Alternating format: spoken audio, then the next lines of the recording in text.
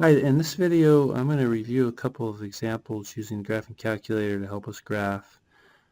This first function is a quadratic function. We talked about in the notes first finding the vertex, so we know where the center of that graph is, so we could of course use negative b over 2a. In this case that's going to be negative 4 over 2 times negative 1. It's going to be negative 4 over negative 2, which equals 2. And then you can plug that back into the function. So we'd have f of 2 is negative 2 squared plus 4 times 2 minus 12. That's going to be negative 4 plus 8 minus 12, or negative 8. So we have a vertex of 2, negative 8. And we would expect to see that when we graph the graph with the graphing calculator. Now some of the other things we went over is finding other points such as the X-intercept or the Y-intercept. Most of the time there's going to be 2 X-intercepts. And that's if I ask you specifically to find those, you should find them, but if I just say graph, you don't necessarily have to find those other points. You could find other points, and the easiest way to do that is just using the table on the graphing calculator. So if I go ahead and pull that up, I turn on the calculator, and we go to y equals. So when you go to y equals, go ahead and enter that equation that was given there, and remember there's a minus button and there is a negative button, and because we have a negative x squared, we're going to use this negative button below the 3, and then we have x squared plus 4x minus 12.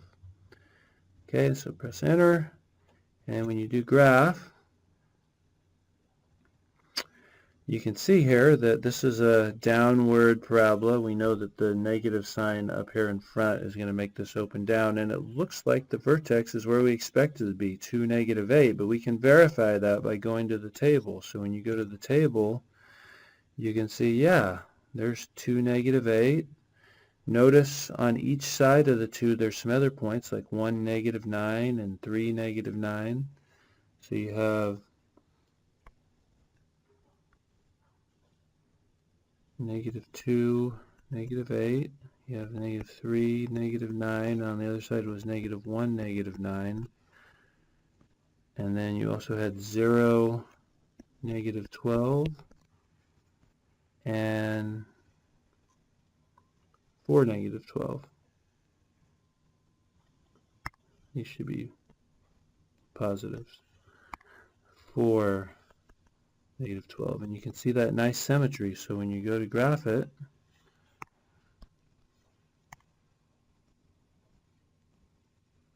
we have right here in the center 1, 2, 1, 2, 3, 4, 5, 6, 7, 8, 9, 10. So you have 2, negative 8,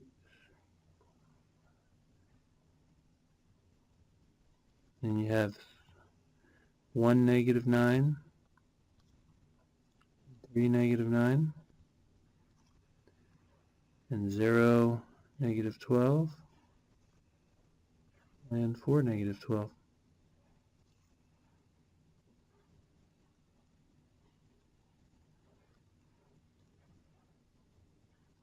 In addition to putting those points on the graph, you should label them. So we'd have 2, negative 8, and 3, negative 9, and 4, negative 12,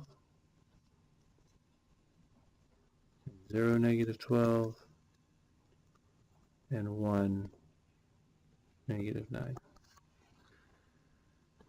Again, you find those points using the table. You don't need, if I don't ask for the X and Y intercepts, you can just find 4 old points and get that nice smooth curve. Okay, I'm going to do one separate video to go ahead and graph the second function down below. So that's the end of the first video. Alright, so our second video here, we're going to graph the absolute value function. One of the hardest things students have with remembering this is how to enter the absolute value into the graphing calculator.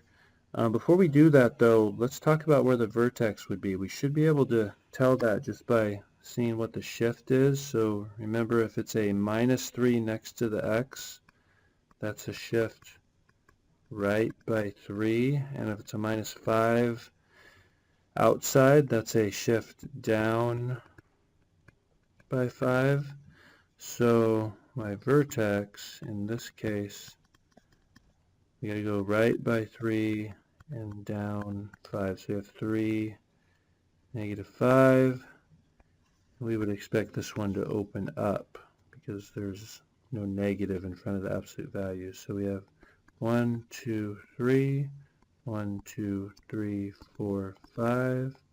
So you have 3, -5. Okay, let's put that in the calculator.